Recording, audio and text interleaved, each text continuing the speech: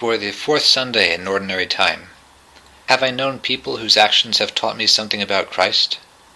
What are the things I do now that most express my faith in Christ?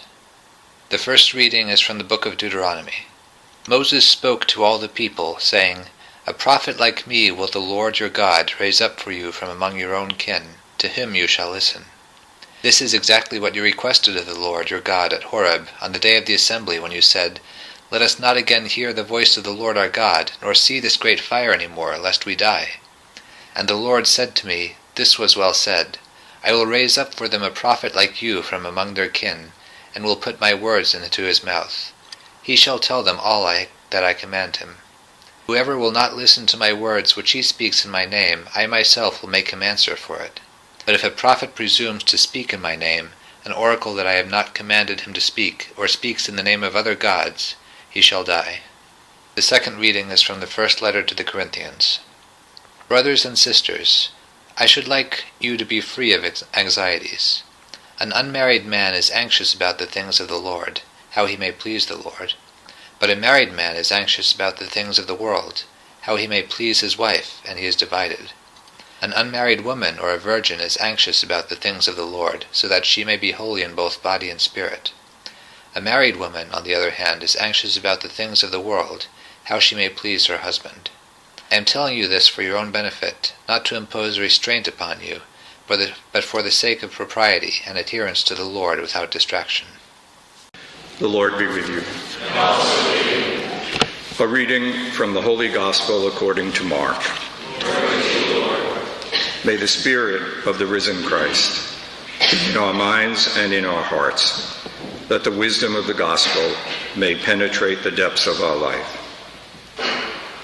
Then they came to Capernaum, and on the Sabbath, Jesus entered the synagogue and taught. The people were astonished at his teaching, for he taught them as one having authority and not as the scribes. In their synagogue was a man with an unclean spirit. He cried out, "What have you to do with us, Jesus of Nazareth? Have you come to destroy us? I know who you are, the Holy One of God." Jesus rebuked him and said, "Quiet, come out of him." The unclean spirit convulsed the man, and with a loud cry came out of him. And all were amazed, and they asked one another, "What is this? A new teaching with authority. He commands even the unclean spirits, and they obey him." His fame spread everywhere throughout the whole region of Galilee. The Gospel of the Lord. Praise to you, Lord Jesus Christ. Just one quick thing before the homily itself. It just reminded me when we were singing the responsory psalm, "Harden not your heart, open your heart."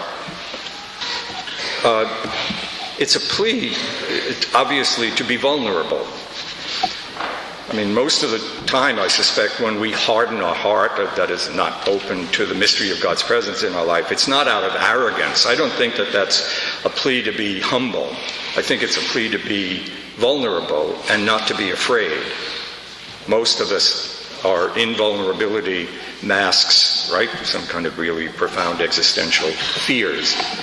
So it's interesting that this is not only that kind of statement about human life, but it's actually from the infinite creator of the universe. That's I should think about that. A plea to me to be vulnerable to the infinite creator, from the infinite creator of the universe. That is kind of a horizon, I think, behind the homily anyway, and certainly a horizon at the very heart of all attempts to pray or spiritual life or love other people. What I want to start with is pointing out that the three readings today are all very brief expressions of something, each of them in a slightly different way, of something very pervasive and profound in Jewish and Christian religious experience. And then I want to talk about something that's not precisely in the readings, but is actually one of the deepest convictions or images in all religious life, especially in our religious life. And then talk about the second reading and the gospel.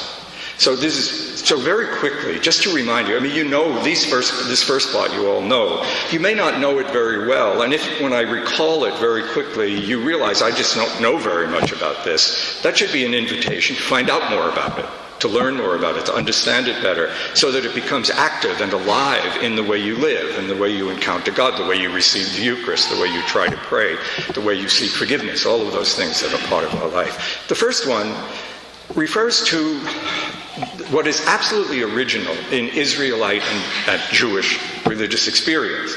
They were the first people among all the peoples of their time, and in many ways among all the peoples of the world, who conceived of God as being completely unimaginable, as being beyond expression, as being incapable of being expressed or imaged. He was the infinite, well, I mean, this is not really great, that's not what they mean, but it's a good expression. The infinite mind, the infinite thought, but not with any kind of characteristic. And so, he was infinitely different from us, infinitely strange to us. And yet, he was at the very heart of what made them a people. He was the very force that allowed them to exist in any way. So there had to be some way for this infinitely remote reality, which was everything, which was being, to be able to be encountered by them. And the way that took place was through a series of mediators, people who charismatically were gifted with a kind of presence of God to them, insight into who this infinite other was, and who could express to them how to live in a way authentic to that. The prophets, some of them were charismatic, some of them weren't, some of them were institutionalized, some of them not. The greatest of them all was Moses, greater than all the others. In all the Hebrew scriptures, only Moses spoke to God face to face, as they say. He had some, we don't know what it was, he had some kind of experiences of God which allowed him to say to people, this is what God's, Yahweh's mind is like. This is what his heart is like. This is how you live. And so they grew up in Israelite religious experience in all the centuries, a tremendous longing to encounter people like this, to be guaranteed that some woman, some man, because it happened in both ways in the course of their history, would help them to know God in some way and to live with him.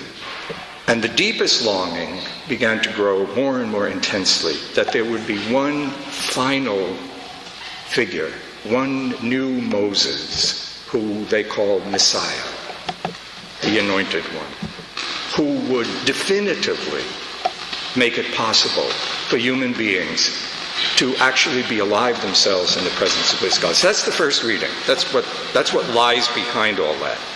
The second reading is an expression of something very important at the beginning of Christianity, and that is to say, Paul's effort to create and shape new communities which would not live just out of the longing for this Messiah, but out of a conviction and an experience that this Messiah had actually appeared.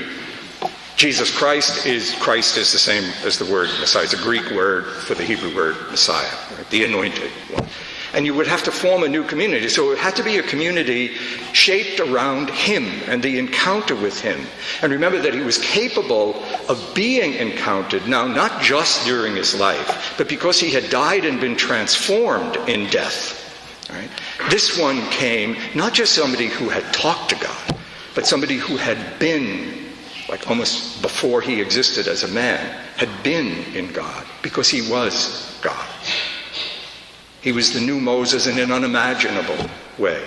And not only that, he continued even beyond death to be able to be encountered. So how do you form a community? That's what that second reading is all about. And there are just two parts of that forming a community that are in this reading that are important. One of them doesn't really apply very much anymore to us, and that was Paul's conviction that things were going to end very soon. And so if you were going to form a community, you formed a community that was not going to last very long. obviously he was wrong about that. And so some of the things he said, even some of the things he was saying here, if you're not married, don't get married. If you are married, stay married. All these things, because it doesn't matter. Don't make all these big changes because the end has come, not only. But the other one that does still matter to us, which underlies this, is that there's no privileged position in this community for encountering God. There's no way to be in this community. If you're celibate, if you're unmarried, you encounter God. If you're married, you encounter God. There's no privileged way to encounter God. And that was very deep in Paul. There is neither Jew nor Greek, there's no male nor female, there's not priest, there's everybody in this community has the same availability to Christ. In the third reading, the gospel reading, it's this expression of this coming of Christ, the absolute centrality of Christ. That that the heart of our experience is to discover in myself an awareness of how the risen Christ is actually active and present in the lives of people around me, for me to learn from and experience. Because there's no privilege thing.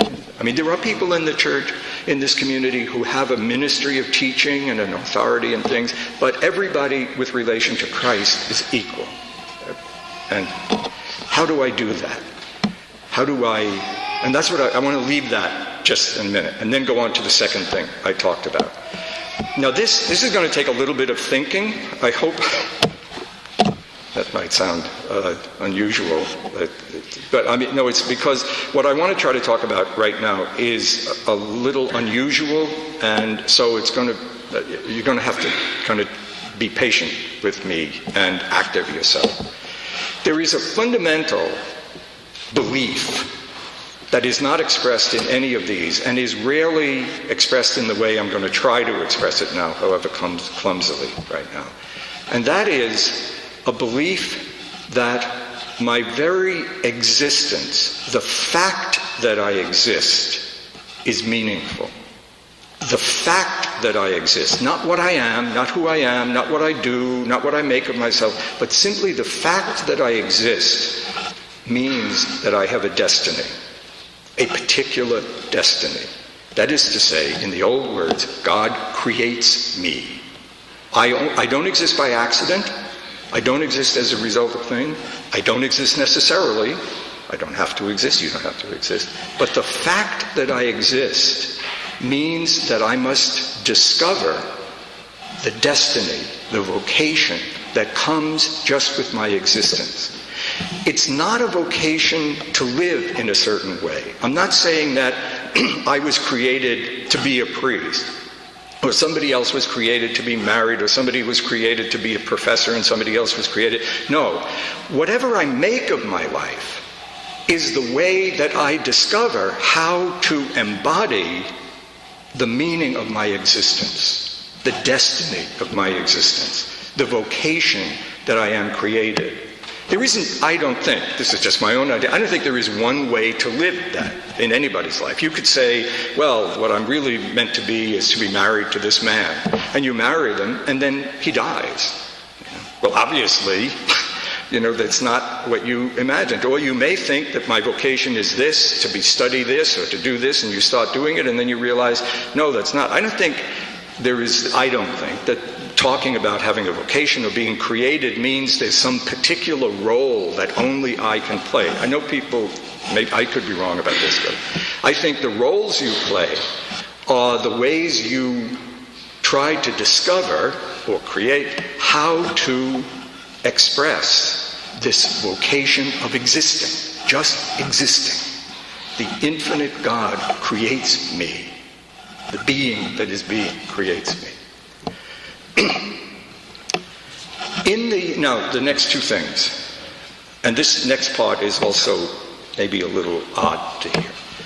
I want to talk about sexuality in that Paul is talking about, specifically about celibacy, because he mentions that, right? There are some people, he says, who you should live celibacy. That is to say, being celibate is the way some people discover a way of living the meaning of their existence, right? Or give meaning to their existence. That's be another expression.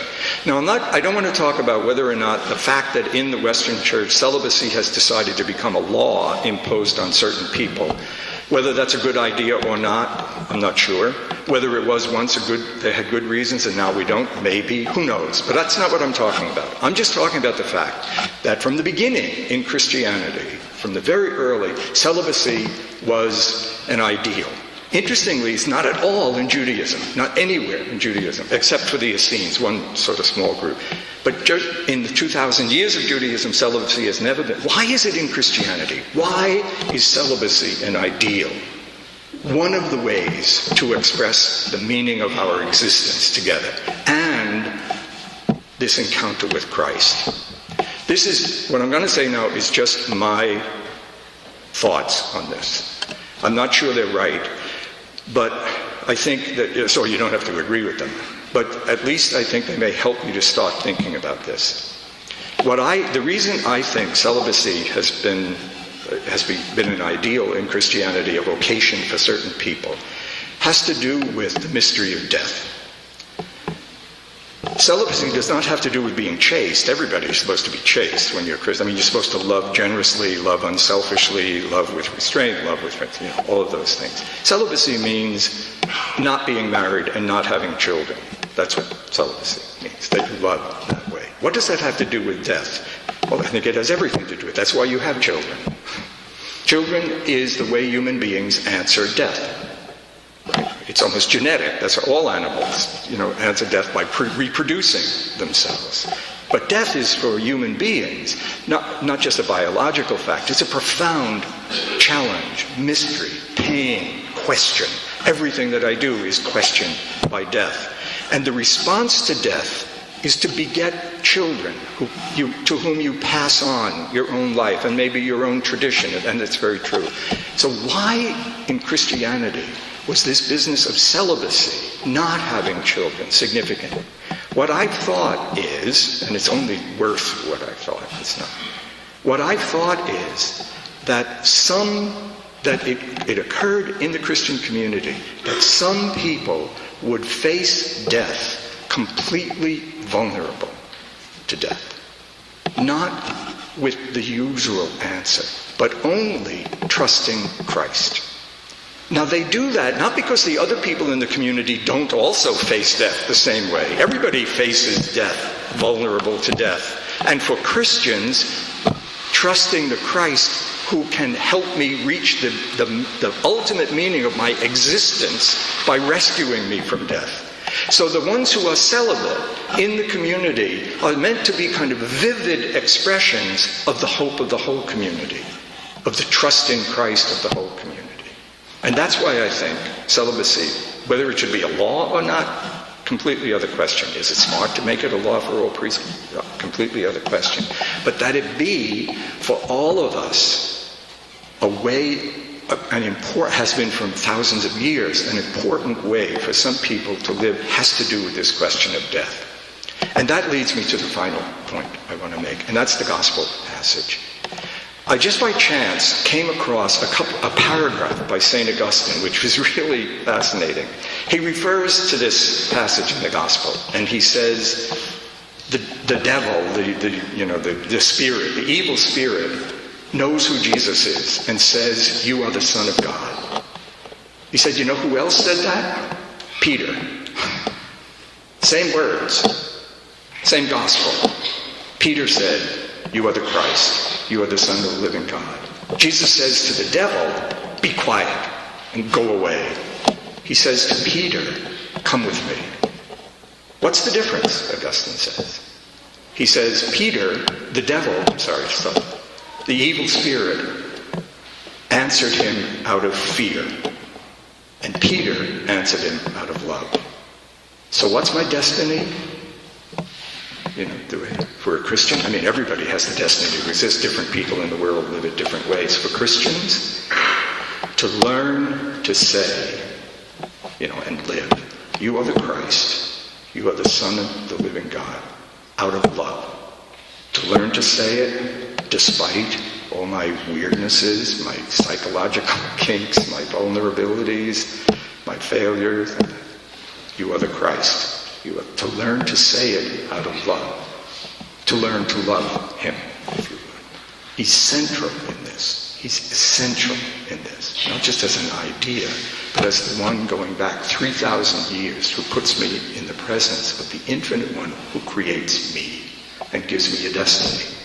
To learn to say it despite all my sins and all my failures and all the evil that are people around me and all the threats. You are the Son of God. You are the Christ, the Son of God. Say it out of love. To learn to say it with my gifts and the gifts of all of you and other people and all the people in the very long life I've been given.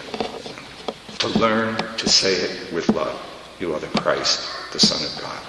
And week after week, we come here and we are able, to be vulnerable, to listen, to actually hear him speak to us through the scriptures. And at the very core of the Mass, to say with the priest, through him, with him, in him, everything goes back to you, Father. It's the whole story of creation, all wrapped up in that. Through him, with him, in him. He is the Christ. He is the Son of God. And to learn, week by week, to be able to say that amen with love. Learn what that means for me. And finally, when you receive it, who do you say that I am? The evil spirit said it, and Peter said it. One said it out of fear, one said it out of love. To learn to receive the Eucharist with love.